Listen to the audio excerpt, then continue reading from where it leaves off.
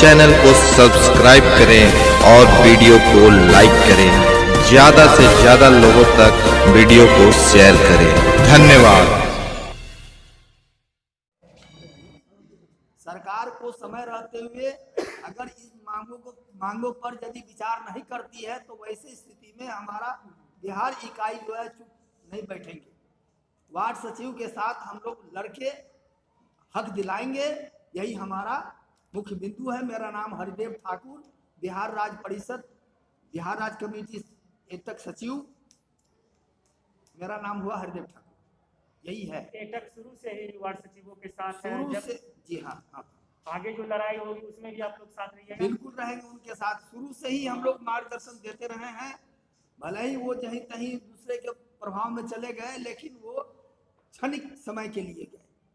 लगातार हमारे संपर्क में है, शुरू से अंत तक हम लोग मदद कर रहे हैं और आगे भी मदद करते रहेंगे। सब लोग एटक में विश्राम भी किए थे उस समय जो? बिल्कुल बिल्कुल, हाँ, उनको हम श्रम दिए, उनका व्यवस्था किए हम लोग, आगे भी हम लोग देंगे। अगर आपकी बात को सरकार नहीं मानती है तो आगे आप क्या करेंगे?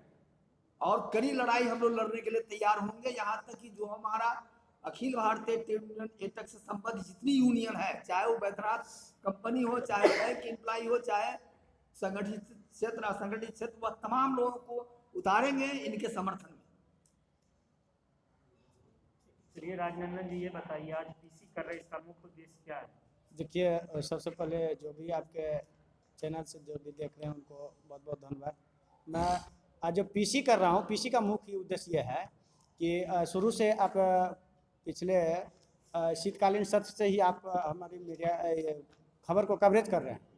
तो हमारा ये 27 दिसंबर को जो कि बीजेपी कार्यालय के समक्ष जो प्रदर्शन कर रहे थे, उसमें जो हमारी शांतिपूर्ण मांग थी, कोई ऐसा अव्यवहारिक काम नहीं कर रहे थे, फिर भी उसमें जो बर्बरतापूर्वक पुलिसिया लाठी की जो चार्ज चली और वाटर कैनल और तमाम आंसू गैस वगैरह जो चला है, और उसमें हमारे भाई को जो भी गिरफ्तार किया है और उनके लाठी से जो चोटिल हुए, उसमें घायल हमारे 2 वार्ड सचिव भाई जो इसी दुनिया में नहीं रहे हैं, वो मोहम्मद जियाउल हक और क्या कहते हैं विकास कुमार, ये दोनों इस अपनी जंग को लड़ते लड़ते अंततः अपनी जिंदगी की जंग को हार गए। लेकिन हम तमाम 1,14,691 वार्ड सचिव, उनकी भी और तमाम जो जीवित हमारे वार्ड सचिव भाई हैं, उनके भी अधिकार की लड़ाई हम लोग लड़ेंगे। चूंकि हम लोग मजदूर हैं, पढ़े लिखे व्यक्ति मजदूर है, ऐसा बात नहीं है कि मूर्ख है, अंगूठे चाप नहीं है। और सारा बात यहाँ तक कि पंचायती राज विभाग के निर्देशक महोदय जो कि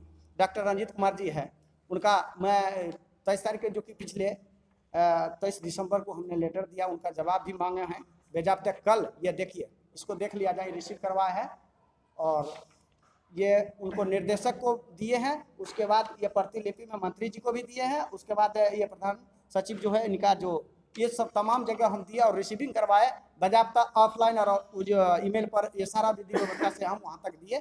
और मैं कहना चाहूँगा इसके आपके ये पीसी के माध्यम से ये कहना चाह रहा हूँ सरकार को कि अभी भी वक्त रहते हुए महोदय हम लोगों के साथ न्याय करें, वरना महोदय मैं मोटा मोटी एक बात को इंडिकेट करना चाह रहा हूँ कि महोदय ऐसा हम लोग हैं कि जो कि किसी भी पार्टी का कार्यकर्ता केवल पंचायत तक सीमित हो जाते हैं और हमारे वार्ड सचिव प्रत्येक वार्ड में है। महोदय मैं एक मोटा मोटी गणित आपको समझाना चाह रहे हैं, चाहे मुख्यमंत्री महोदय हो या पंचायती राज विभाग मंत्री महोदय, जो भी हो, मोटा मोटी मैं गणित समझा रहा हूं कि महोदय अगर हमारी मांगों पर ये विचार नहीं करते, हमारे साथ न्याय नहीं करते, तो महोदय अगली विधानसभा जो है 243 सीट है, वहां पर हम अपनी ये पार्टी को उतारने का काम करें। क्यों?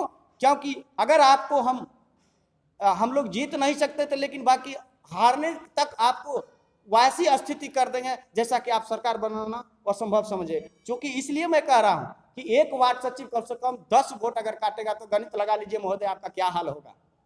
नहीं तो महोदय हम लोग के साथ न्याय करें, क्योंकि आपका ही नारा तो है विकास के साथ न्याय, तो हम आपके विकास में साथ दिए। जिसकी वाहवाही आप लूट रहे हैं, अपने देश में ही नहीं विदेशों में भी डंका बजा रहे हैं सात निश्चय का, कि जिसमें कि विकास से पुरुष माननीय मुख्यमंत्री श्री नीतीश कुमार जी, आप एकदम सात निश्चय के बल पर आए और उसको चमकाने वाले और सुदृढ़ करने वाले, उस विकास को आगे बढ़ाने वाले कौन है? यही 1,14,691 वार्ड सभा सचिव है। और इनको ये आप नियमावली 2017 की जो हवाला दिए हैं निर्देशक महोदय, जरा आप IAS अफसर है, थोड़ा सा ध्यान दीजिए, क्योंकि आप जिन सरकार के कार्यकर्ता हैं, जिन सरकार के आप पदाधिकारी हैं, उन्हीं का अंग मैं भी हूं। बट फर्क इतना है, कर्मचारी आप भी हैं, आप ऊंचे दर्जे में हैं, हम नीचे दर्जे में हैं, लेकिन उतना ही सम्मान जितना आपका है उतना सम्मान महोदय मुझे भी है। मैं भी पढ़ा लिखा हूं। ये जो आप नियमावली 2017 की हवाला दे करके गलत प्रक्रिया से गलत व्याख्या करके हम लोगों को जो हटाने के लिए ये लेटर जारी किए हैं महोदय, मैं कह रहा हूं कि इनको वापस लेते हुए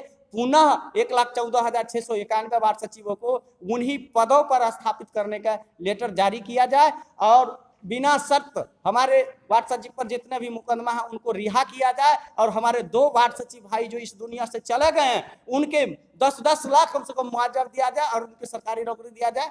और इन्हीं के साथ मैं राजनंदन कुमार, प्रदेश महासचिव।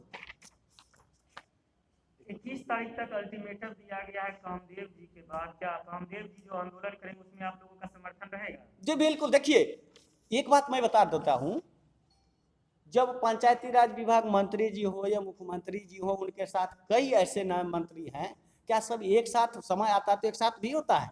हम लोग भी एक साथ है, ऐसा बात नहीं है कि कोई ऐसा टूट फूट है, ऐसा कुछ भी नहीं है। हम लोग एकदम करी, चूंकि हम लोग मेहनत किए हैं तो मेहनत करने में लाज नहीं और मजदूरी मांगने में क्या लाज है? कोई लाज नहीं है। मजदूरी के लिए हम लोग मर मिटने के लिए तैयार हैं और हम अपनी अधिकार को ले रहे हैं। एक बात मैं और कहना चाहूँगा, प्रत्येक जिला से लेबर कोर्ट में हम लोग केस दायर करेंगे, चूंकि DPRO जो है जिला पदाधिकारी पंचायती राज विभाग के, उनके ऊपर। क्योंकि सुप्रीम कोर्ट का ये है फैसला कि 240 दिन तक जो मजदूर जिस काम में, जिसके संगठन हो या जो भी संस्था में हो, अगर काम करते तो उसको अस्थायी कर्मी या अस्थायी नौकरी देने की प्रावधान है। तो हम लोग 240 दिन ही नहीं बल्कि 5 साल बीत गए हम लोग आपके कार्य को करते करते। हमारी पढ़ाई छूटी, हमारे जो प्रतियोगिता परीक्षा या व्यवसाय वगैरह सारा कुछ छूट गया। हमारी ऐसी हालत आ गई है अभी, 2 कोरोना मार की झेल से हैं, उसमें भी आपकी दशा और दिशा निर्देशानुसार हम लोग काम किए हैं। लोग घरों से बाहर निकलना मुश्किल, अभी तीसरी लहर भी आ गया है महोदय। हम लोग बार बार चीख और चिल्ला रहे हैं, क्या आपको गणित समझ में नहीं आ रहा है? क्या हम लोग मजदूर नहीं है? क्या यही गुनाह है कि आपके साथ नीचे को चमकाने के लिए हम लोग जो मेहनत कर रहे हैं, कोरोना काल हो, जो भी हो, धूप हो, ठंडी हो, गर्मी हो, बरसात, कुछ भी हो, हर एक परिस्थिति में हम लोग जो काम कर रहे हैं, क्या इसका यही गुनाह है हम लोगों का? क्या यही आपका न्याय है? आपका एजेंडा था, जो सरकार बनाने से पहले एजेंडा था 19 लाख रोजगार, क्या हुआ? क्या यही 19 लाख रोजगार है कि 1,14,691 को उठा करके रोड पर फेंक देना? आप भी विचार कीजिए महोदय। आपको तो मैं बराबर मिला, लेकिन मिलने के बाद आश्वासन क्या हुआ? ये झूठ क्यों जा रहा है? समझ में आइए, अभी भी सोचने का समय है और हमारी मांगों पर विचार करें, नहीं तो हम लोग इससे ज्यादा कड़ी रुख अपनाने के लिए तैयार है। और खास एक बात और कह रहा हूँ, ये अवैध तरीके से जो चुनाव की प्रक्रिया जो चल रही है, वो चुनाव की प्रक्रिया को अविलंब रोक लगवाए। नहीं तो हम लोग जब कानून आप बनाते हैं, कानून बना करके कानून को तोड़ने वाले आप ही लोग हैं, तो हम लोग मजबूरन कानून तोड़ने पर मजबूर हो जाएंगे। क्यों? क्योंकि हम लोग भी पढ़े लिखे व्यक्ति हैं। आपके कोरोना का कल का गाइडलाइन है, इसको हम पालन कर रहे हैं। और ये मनमाना, जबकि 21 तक सारा चुनाव की प्रक्रिया, तमाम सभा वगैरह बंद है, तो फिर ये चुनाव कैसे हो रहा है वार्ड सभा का? ये गलत तरीका को रोक लगाइए और हमारी मांगों पर विचार कीजिए। अगर बेनिफिट टीवी का वीडियो आपको पसंद आया तो चैनल को सब्सक्राइब करें और वीडियो को लाइक करें। ज्यादा से ज्यादा लोगों तक वीडियो को शेयर करें। धन्यवाद।